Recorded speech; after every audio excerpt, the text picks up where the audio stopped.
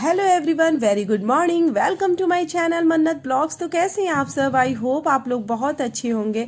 तो सुबह हो चुकी है और मेरे हस्बैंड और मेरी बेटी अभी तक सोए हैं। बाहर आके देखा तो नज़ारा ही कुछ और था, क्योंकि मेरी भाभी और मेरे भैया जा रहे थे अपने यहाँ, क्योंकि वहाँ पे क्या है ना, जॉब है, जॉब छोड़ नहीं सकते, ज़्यादा दिन की छुट्टी ले नहीं सकते, तो जाना बहुत ज़्यादा ज़रूरी था। मेरे को क्या था, मेरे को यहाँ पे करने वाले बहुत सारे लोग थे और भैया के लिए सिर्फ भाभी ही थी वहाँ पे, इसलिए भाभी को भी हमारी मम्मी ने मतलब कि भेज दिया कि आप चले जाइए और वहाँ पे उनको मतलब खाना पीना प्रॉब्लम नहीं होती ना, है ना। तो भाभी चली गई और फिर उसके बाद में मुझे मिल जाता है गर्म पानी और उसी को मैं गटकने लगती हूँ। फिर आता है कि थायराइड की गोली खा लेती हूँ। थायराइड का गोली मुझसे खुल नहीं रहा था, मैं इतनी लाचार औरत बन गई थी, मैं क्या ही बताऊँ। फिर मैंने दूसरी औरत को दे दिया, मतलब अपनी दीदी को दे दिया था थायराइड की गोली खोलने के लिए, लेकिन क्या कर सकते, वो डिब्बा तोड़ के रख देती हैं। किस्मत खराब है यार। फिर गोली खाने के बाद मैं चली आती हूँ बाहर, बाहर टांग के मुझे बैठा दिया जाता है। फिर उसके बाद में मैं दातुन करने लगती हूँ। धीरे धीरे मैं चलना मतलब ज़्यादा वो करती हूँ, क्योंकि मुझे ना कितने दिन तक किसी और के सहारे अच्छा नहीं लगता है ना। तो फिर उसके बाद मेरी चंचल प्रवृत्ति है थोड़ी सी, मैं प्रवृत्ति मेरी जो है ना चंचल है, मैं ज़्यादा देर तक बैठे बैठे नहीं रह सकती। यहाँ पे मैंने ब्रश वगैरह करके मतलब दातुन नहीं किया था, नीम का दातुन। फिर उसके बाद में अपने फेस को क्लीन किया। क्लीन करने के बाद मैं छिपकली की भांति मैं अपने घर में जा ही रही थी, तब से मेरा मजाक उड़ने लगता है, क्योंकि कहा जाता है कि एक टांग से चल रही है फिर भी मोबाइल हाथ से छूट नहीं रहा है। यहाँ पे बना रही है दीदी तुरई की सब्जी और चाय। चाय पता नहीं सिर्फ पापा के लिए बन रहा था, मेरे लिए तो बस ये घास फूस ही थे। यही सब खा के मुझे ठीक होना था।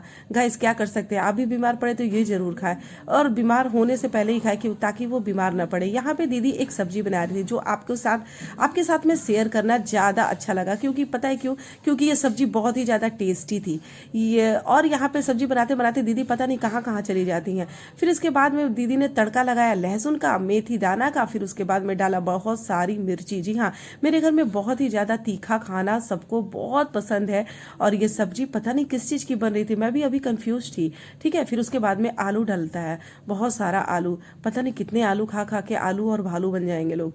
ठीक, खैर कोई बात नहीं, वैसे भी हमारी यहाँ बड़ी फैमिली है और कोई कोई आता रहता है तो उन लोग भी खाते रहते हैं।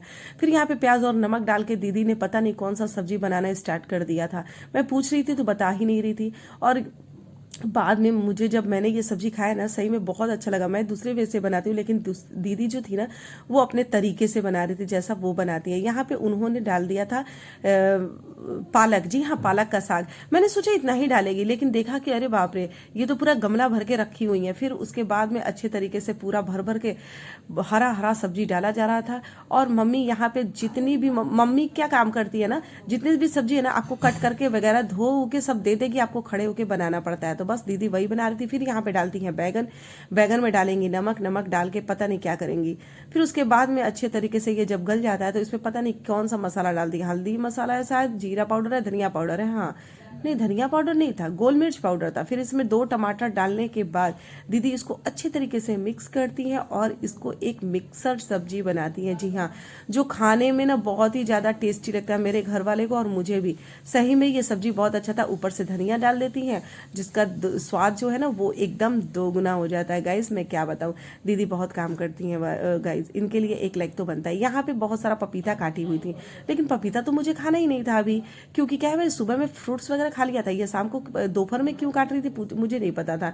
लेकिन यहाँ पे एक आ जाता छोटा मोटा मेहमान। जी हाँ, ये इतना अच्छा लड़का है ना, मैं क्या बताऊँ, मतलब बहुत अच्छा है। रोता थोड़ा कम है, लेकिन मेरे पास आने से डर रहा था, क्योंकि मेरे बैंडेज थे ना, इसीलिए वो धीरे धीरे जैसे तैसे करके आ रहा है और दिन में ही तारे गिनने लग रहा है। पता नहीं कौन से तारे इसको दिख रहे थे। फिर मैंने कहा कि चॉकलेट खाओगे, उसने कहा कि कुछ बोला ही नहीं, बस इधर उधर देख रहा था। फिर मैंने उसको डेयरी मिल्क निकाल के दिया और फिर इतनी तेजी से वो भागा अपनी मम्मी के यहाँ की मैं क्या बताऊँ, ये मेरे रेंटर का लड़का है। और फिर आते हैं मेरे जेठ जी हम लोग से मिलने के लिए। जी हाँ, ये वो पल है जो मेरे पति को ना ज़्यादा सुकून देता है। कोई ससुराल से आता है तो अच्छा लगता है ना, क्योंकि मायके में ना थोड़ा सा वो लगता है कि मेरे ससुराल से लोग आए। ठीक, तो फिर यहाँ पे मेरे बड़े जेठ आए और पापा के साथ पापा की बहुत सारा तारीफ कर रहे थे। तारीफ करने के बाद खाना मतलब कि जो भी नाश्ता वगैरह होता है वो करके वो चले गए। फिर यहाँ पे दीदी को देखा कि बाप रे, पूरे घर में सुगंध फैला के रखी हुई थी। क्या बना रही थी, तो गाजर नहीं, अरे यार किस चीज़ का हलवा बना रही थी वो सिंघाड़े की हलवा बना रही थी। जी हाँ, भोग भी लगाना था ना, क्योंकि नवरात्र का फर्स्ट दिन था उनको, तो वो पूजा कर रही थी और हम लोग लाचार थे, पूजा भी नहीं कर पा रहे थे। यहाँ पे पैसा लेकर चला गया था ये छोटू और बहुत सारा भुंजा लेकर आ गया था।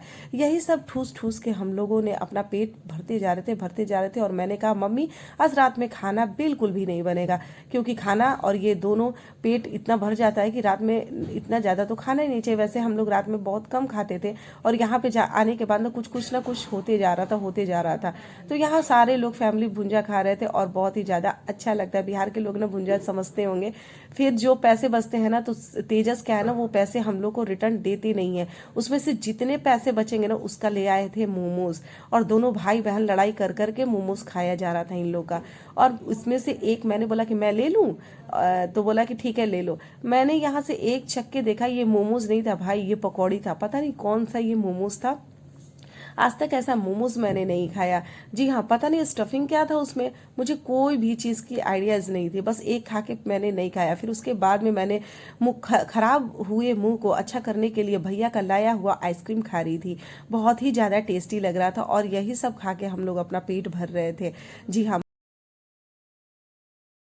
रात हो गई है काफ़ी और हम लोगों ने कुछ कुछ करके बहुत कुछ खा लिया था। मतलब कि खाना नहीं बनवाया था घर पे मम्मी से बोल दिया था कि घर पे खाना नहीं बनेगा, क्योंकि क्या है ना कि बाहर का चीज़ थोड़ा बहुत खाते फिर मन नहीं करता है ना, पेट भरा सा लगता है ना। तो इसीलिए मम्मी से बोल दिए थे कि मम्मी आज खाना मत बनाना। तो वही आज खाना नहीं बनाई है दीदी ने, और सब लोग हम लोग कुछ कुछ ऐसे ही खाते ही रहे हैं। मुझे कुछ आप सबसे बात करना था, यही कि जब हमारा एक्सीडेंट हुआ था तो ऐसा नहीं था। बहुत लोग को ये लग रहा होगा कि हमारे सिर्फ मायके से ही लोग आए थे और मैं मायके में ही हूँ, तो मेरे ससुराल से कोई नहीं आया था। ऐसा नहीं है गाइस।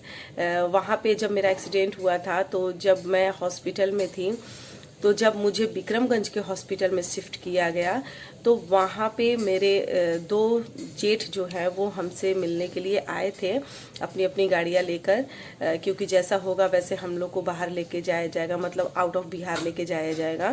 तो ऐसी कोई परिस्थिति नहीं थी कि हम लोग को आउट ऑफ बिहार लेके जाया जा सके।